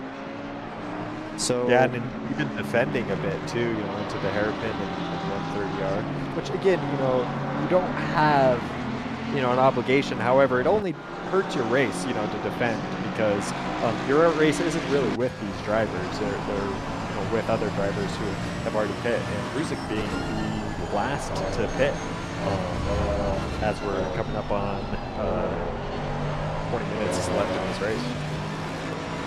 Gotta come in soon. Feels like the race should be just about over by now. In all honesty, that is aggressive stuff there. And Ruzik does finally come to the pits. Colin Shea looking to capitalize off of that going deep there, the Mercedes, hanging around the outside there. That is a sketchy spot to do that, going into spoon. In the Ferrari, though, I mean, you're going to have the more nimble of the two cars, and if you can put pressure on a Mercedes going into 130R, they're probably not going to want to tango with you that much. So, this is Amos Movo fighting against Curtis Lee. And, well, I guess the fight's not going to last much longer. Wait, Amos has already fulfilled their mandatory pit stop, but is pulling into the... What in the world am I seeing? RTGs? What's happened for Amos? That is fascinating. I'm not sure. Is he going for a two-stop? No, well, no, because Was he this pulled into the pit was lane. this the plan all along? Immediately pulled into the pit lane, and then RTG practically immediately. So must have some sort of technical issue, or choosing to retire the car for reasons unknown to us. Is still in the pits, though. I am completely unsure of what's going on with that one. Yeah. Damage, possibly? It didn't look could like... be, but if he was damaged, my guess is he wouldn't RTG. He would probably just roll. Drive it in. I think there's probably something He made IRL, it to the pit lane, yeah. something that doesn't have anything to do with the race that he, I don't know, maybe had to take care of, maybe a issue with his rig, or I don't know. I'll have to wait. Oh, my God! dive to the inside. What a dive! Yeesh, I think space was owed there to Jess, and that's a bit argy-bargy. I'm not sure who was in the right and wrong there. I took a moment to look away for just a moment, and then out of the corner of my eye, I saw that McLaren get quite a bit bigger in the windscreen. I don't know. I think Jess deserved the space there. I think that move might have been. I think the move was on. I think so too. It was a very brave dive, but I think the move was on. Jess was able to get the car turned in. You know, when you see those last minute, wow, this is a lot of cars. They go single file. Looks like they keep things nice and clean. But yeah, which a lot of those passes into the triangle there, the Casio triangle, you have to be super aggressive going into that if you're going to dive, but at the same time you have to be able to make the turn. You know, so many times people make dives and are just going horizontal to the turn, and Jess didn't do that. He was able to make that turn. So yeah. I don't think he's going to be too happy about that one, but he's still up behind Darren Wicks here. And this is more likely than not going to stop any opportunity for Darren to try to catch up to Daniel Sutherland. But ahead, the gap has developed out to 2.8 seconds. So you can see on the left side of your screen. And meanwhile, Luis Vasquez maintains a 3-second gap and change to the P2 car. And those fresh tires, as you mentioned, Mac, I think is going to be the big difference maker for him. Oh, jeez. That was spicy there with Allen and Curtis Lee. I don't want to risk taking it back again. As I mentioned, you know, kind of shying away from the replays after we had ACC Race Control being a little bit responsible, I think, for that shutdown we had earlier on. But I definitely think there have been some valuable stories to tell in this race. Oh my goodness, wait, what in the world happened there? That was a huge pace difference. Pablo Ferrer, who we've seen drop down the order in kind of similar circumstances on the main straight now, kind of doing something similar. Those are 4 position. There's no blue flags going on. That's a lot of pace drop. I wonder if there's something wrong with the grid. The last lap was a 2-minute 11.7, which they definitely were not in the pit lane. So I think there might be some sort of an issue for Pablo. I think they have an issue with their throttle. I'm looking at them going down the straight. They're super slow. Fascinating stuff. I'm going to do something I don't think I would normally do here, and I'm going to pull up the heads-up display. And it looks like they are pulling into the pit lane, so they might have had some form of technical issue on their own end. Maybe a lot of damage, or I don't know. The car, I don't think I don't see any visual damage, at least nothing that would be severe enough to stop you racing. Another retirement under mysterious circumstances. The race is haunted. Yeah, this has been an interesting one. It's the ghosts of all the cars taken out on lap 1. Yeah, Amos, I think, has left the server at this point, and the 130 of Pablo Ferrer remains in the pit lane at this point. Actually, did we see, maybe he had a penalty? No, he didn't have a penalty. No penalty. I was just thinking to myself, maybe I'm missing something about this. This is so weird. What a strange race. Yeah. Well, you know, you can't say that it wasn't interesting. You really can't.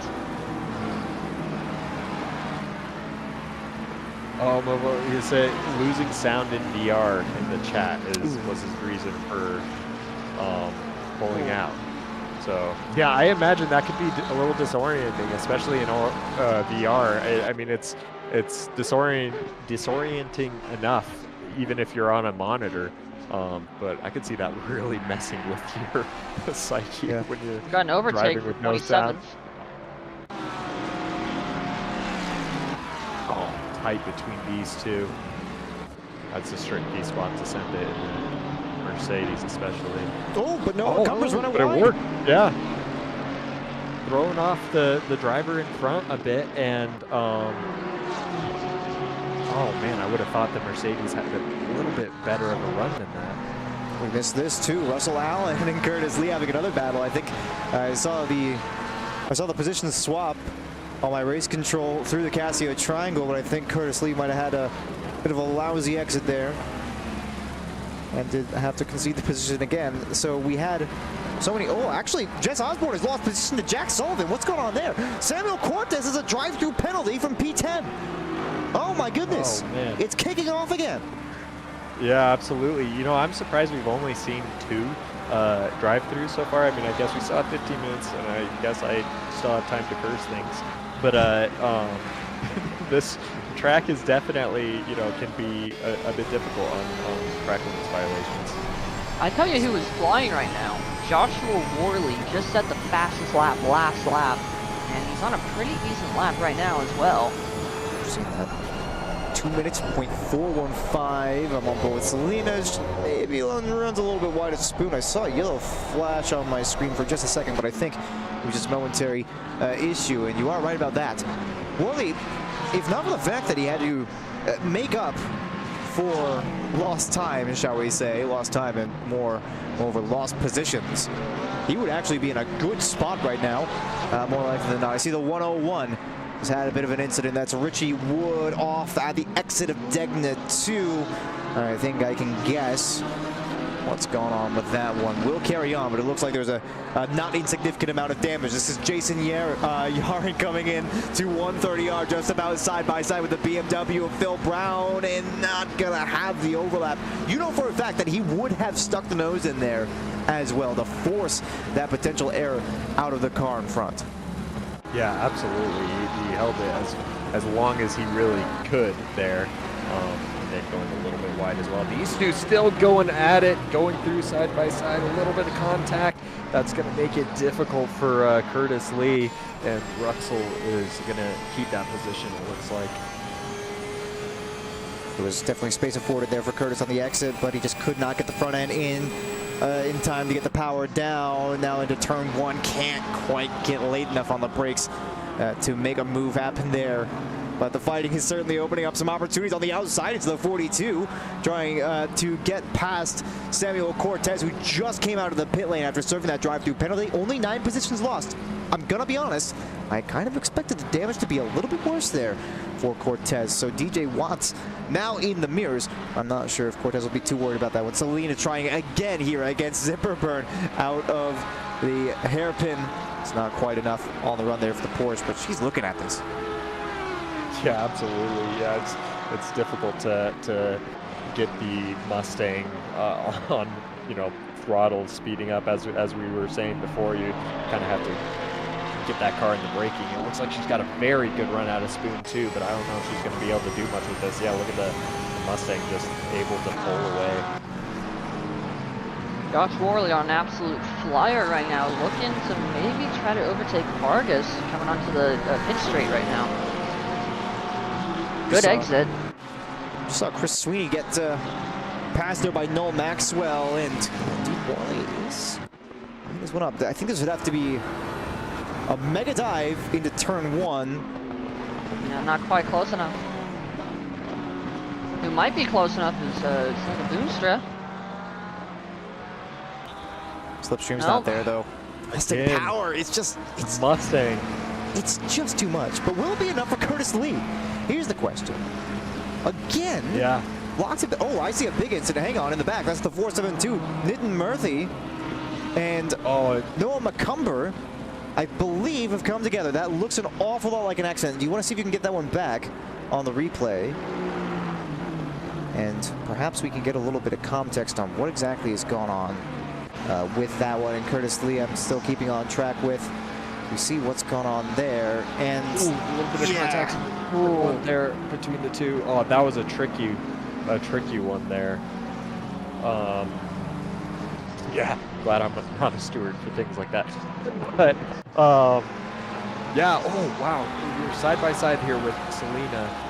She's going to be on the outside. That's going to be hard to do something. As she hangs it around the outside, the Porsche a lot better on getting on power than the Mustang. It looks like she's going to take this around the outside of the hairpin, but she's going to be vulnerable into Spoon here with the top end of that Mustang.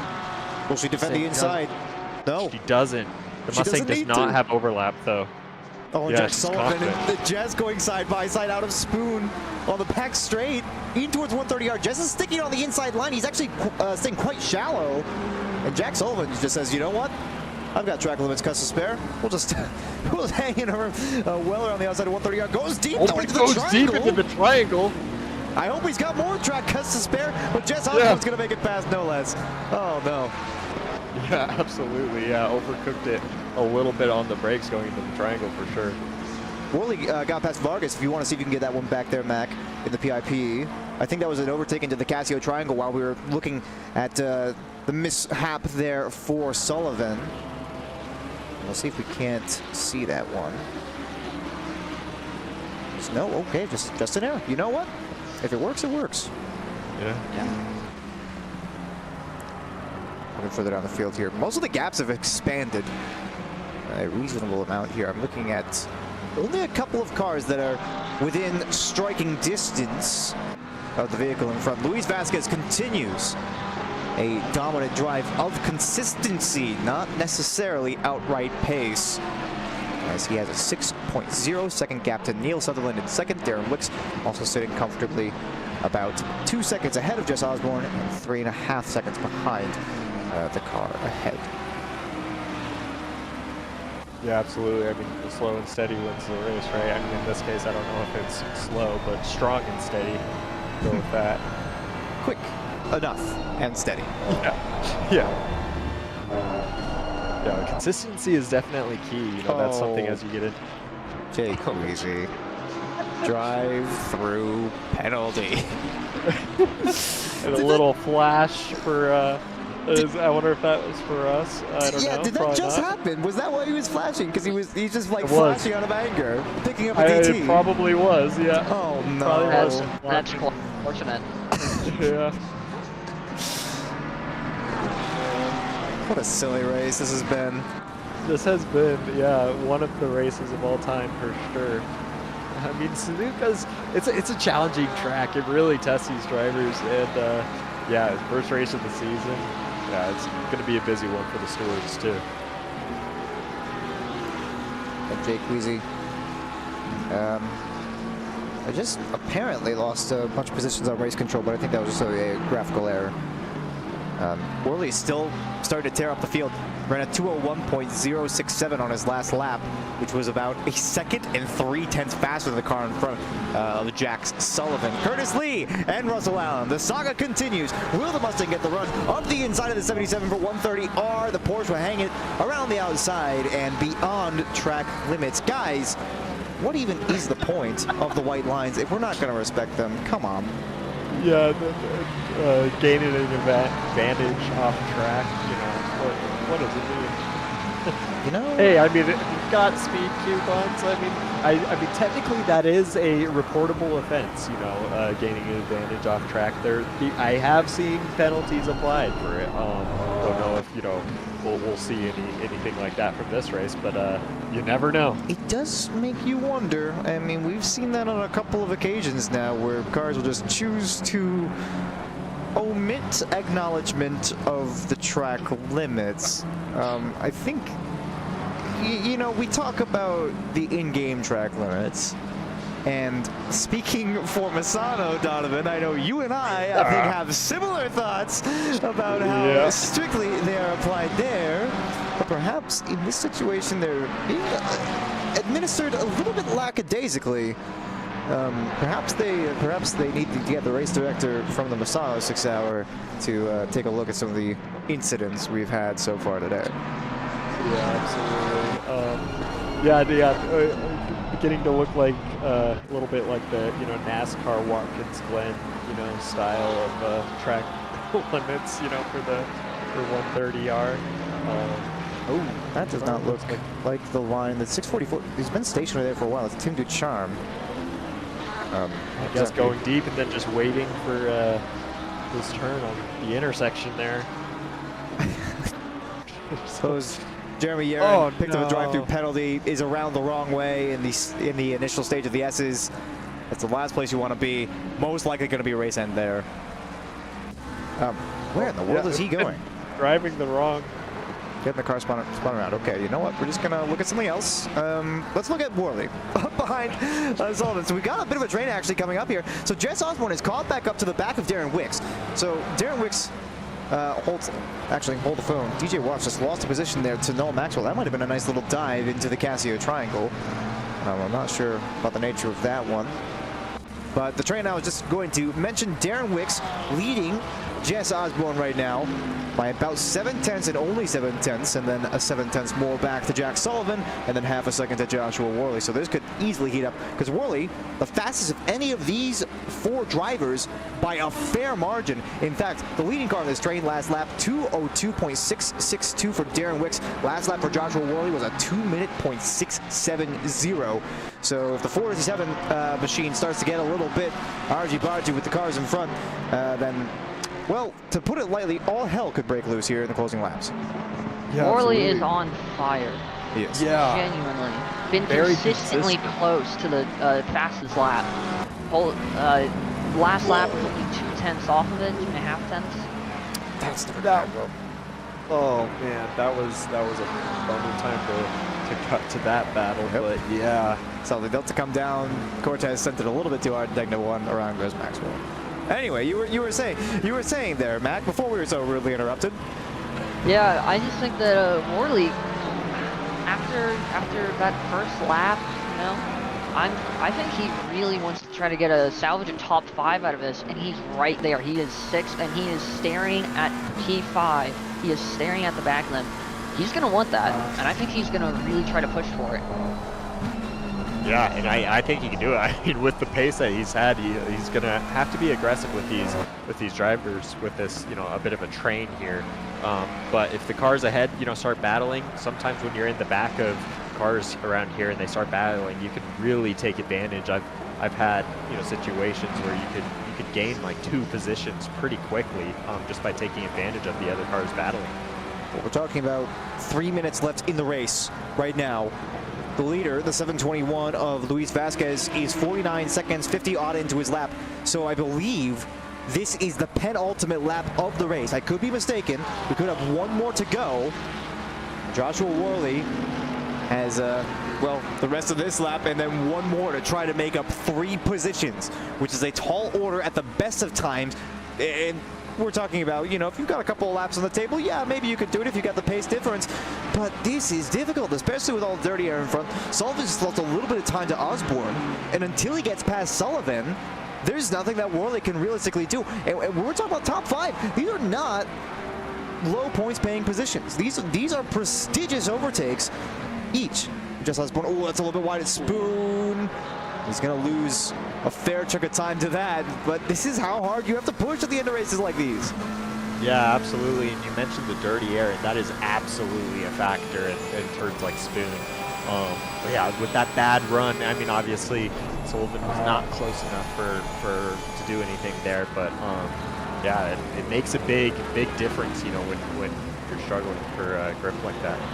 With how fast the Mustang has been on the straights, it could very well open the door to an overtake here into turn 1 or 2 right up here this lap.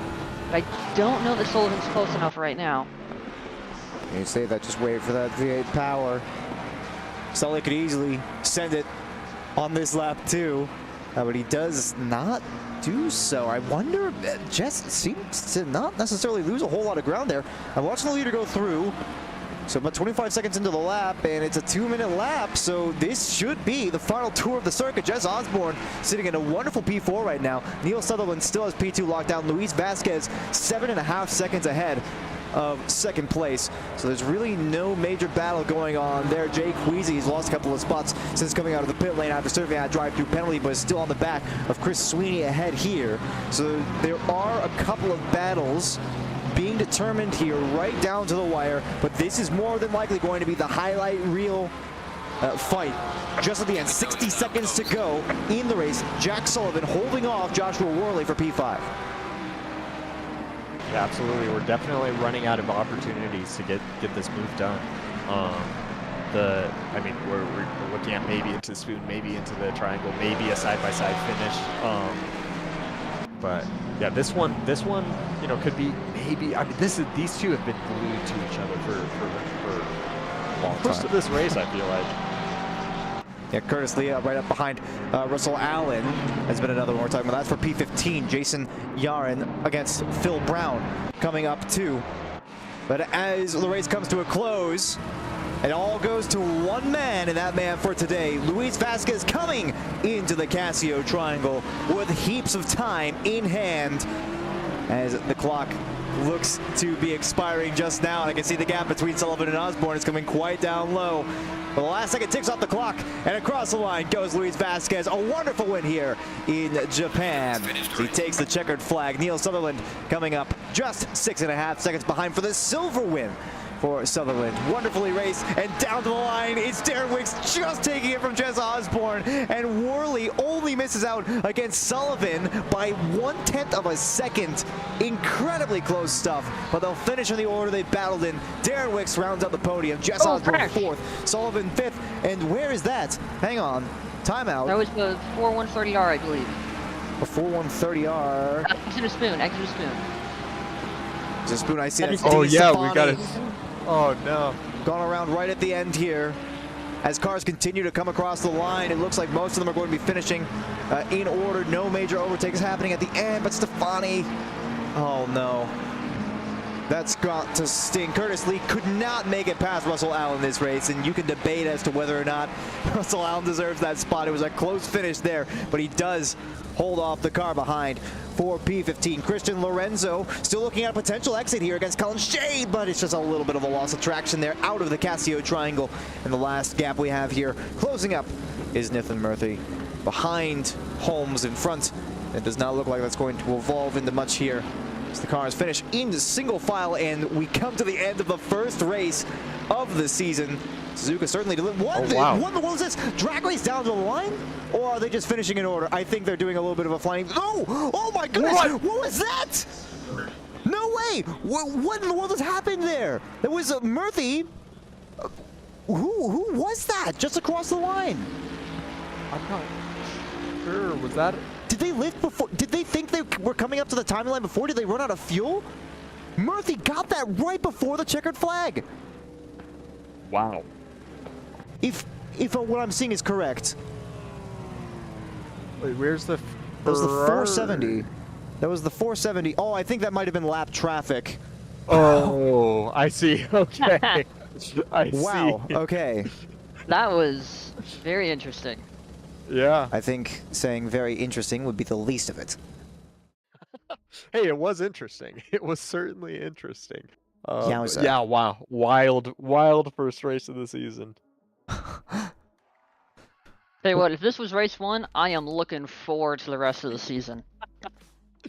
Well, that's the I ironic don't know part if is- the stewards are. Yeah, that, as we mentioned, that was eventful. It was certainly eventful. Occasionally, in many of the wrong ways. We saw at least a couple of at-fault contacts tonight. But at least there's one thing that we can say for sure, and that's that the drivers are not scared to get the elbows out. No, not at all. Not at all. My goodness, though. Yeah, as you mentioned, the steward's going to have some work to do. Great finish there for Neil Sutherland. Strong driver, to be sure. Luis Vasquez, I mean, taking the win here, we talked about it, does not have the purple lap. That honor goes to Joshua Worley, but it'll be 111 points to Luis Vasquez, and Worley is going to be on the warpath. We know that for a fact, but still finished behind 3 other silver drivers, not on the podium. So we had Sullivan and Osborne and Sutherland all ahead of him, so he wasn't even able to get a podium in class, which does not seem fitting for the performance that he had. We're going to have to see if we can go back in the replay and see exactly what it is that went down. But I'm expecting, I guess, to say a recovery would be almost reductive for the next race, because he seems like he could be on for a win. Yeah, absolutely. Well, I don't know what else to say. Yeah. That was certainly a wonderful intro, I think, for this season. I don't know. Mac, your thoughts? Certainly a wild race. I think there's So gonna much action, and then just kind of stopped, and then right back to the action. Yeah. I don't think there's any denying that. We'll take a moment to look at the remaining bit of the season here. But before we do, just a quick word from our sponsors. A huge thank you to our SRA sponsors and title sponsors for supporting us here at SRA, as well as support from Documise, a modern business solution for product management. Go to documise.com to learn more today. And support from Retro Saga, a North American-based gaming company that provides accessories for your favourite classic systems, including Nintendo, Sega, PlayStation, and much more. Enhance your retro gaming experience today at retrosaga.ca.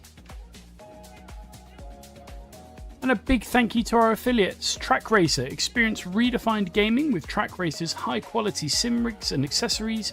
Use code SRATE at checkout to support us. Armamentario, a toolbox for ACC that will enhance your chance to win. Enjoy a fully customizable and enhanced HUD to change the way you experience ACC.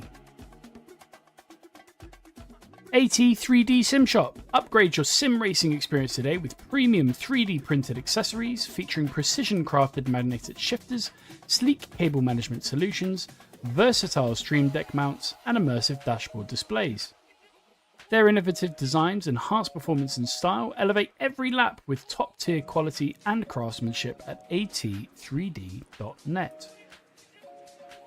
Go Setups, premium esports setups for everybody. Use our affiliate link on our Discord and take your drive to the next level. Castle and Cauldron, a home-based crafting business specializing in handmade Harry Potter, Fantastic Beasts, and Fairy World collectibles. Magic wands, potions, mini dioramas, wall decor, costumery, cosplay, and much more. Castle and Cauldron is where crafting meets the magical. Visit facebook.com/Castle Cauldron. And from KP Concepts, your source for custom automotive renderings, graphic design, and printing. We spend countless hours making you look all good for the spectacle. Check out kpconcepts.com for more. Well, gents, coming to the close of a fantastic night of racing. At least fantastic in that it entertained us quite a bit. Closing thoughts here. Obviously, it was a great race for Luis Vasquez. Joshua Worley, we're looking for a return to the top next week. But talking further down the field, I mean, did we have anything that particularly surprised us? I think for me, if I had to start, the Yarns, man, they had just this is another one of those races where they had the potential. It was in the palm of their hand, but it did not pan out for them. Yeah, it's such a shame. It happens way too often for them. I always feel so bad, but yeah, I mean that's racing. You know, a lot of things can go wrong, and a lot of things do go wrong. But yeah, that was definitely a wild race, wild first one. I think we could expect some chaos at Watkins next week. And Mac, yeah, your first race here with the Sim Racing Alliance. What are your thoughts? I think that this was. I feel bad for Worley, really. He mentioned in the chat that he had a lap 1 bailout, yep. And that's what caused him to lose so many positions. And I think he's really going to be pushing to try to make up for that in the coming races, because that's just such an unfortunate situation. Such a strong qualifying, and he was super strong during the late stages of the race too. But just that lap 1 bailout, yeah, really just doomed it. Let's make one thing quite clear. You know, it's a long season. 8 weeks of racing and 1 P6 finish with the fastest lap, I might add, is not going to be a significant blemish on your record. I had some DNSs last season. I had at least 1 DNF last season. So, in all honesty, I think sixth position could certainly have been a lot worse of a result. But you are indeed right. Joshua Worley looking for a return to form next week. Watkins Glen is up next on the calendar. The Mustang is indeed quite strong there. However, it's going to be the remainder of the divisions that did not race tonight on stream tomorrow. That's divisions 2, 4, and 6, which, if I'm not mistaken, Donovan and Mac, you guys will both be featuring on the streams for that one. So we look forward to seeing you at Suzuka tomorrow. I don't know how we feel about that one, actually, just before we go. I managed to pull Yeah, I'm feeling pretty good about it. When I was practicing earlier today, I managed to pull a lap faster than I think I have any right to go out of nowhere. Haven't repeated it since, but you know, at least potential's there. Yeah, but I think we've all been there before. But yeah, good to hear. And we'll see you guys tomorrow on the stream. And if anybody out there in the audience would like to see Donovan and Mac take to the grid tomorrow, you can find us live on the YouTube channel and the Twitch channel as well. All the information you'll need to find those, well, I'm assuming you've already found the YouTube channel, considering, well, but if you want to find the Twitch channel, you can find that in the Sim Racing Alliance Discord. They'll be live 9 p.m. tomorrow night, and then week 2 for Watkins Glen will be Wednesday, December 18, and Tuesday, December 17, obviously for the D1, D3, D5 races next week. And that's going to do it for us tonight. We want to thank you guys for joining us. It's been a wonderful round 1, certainly eventful, and Division 3 looks like it's going to shape up to bring us even more action in the future. You won't want to miss it, so we'll see you next week.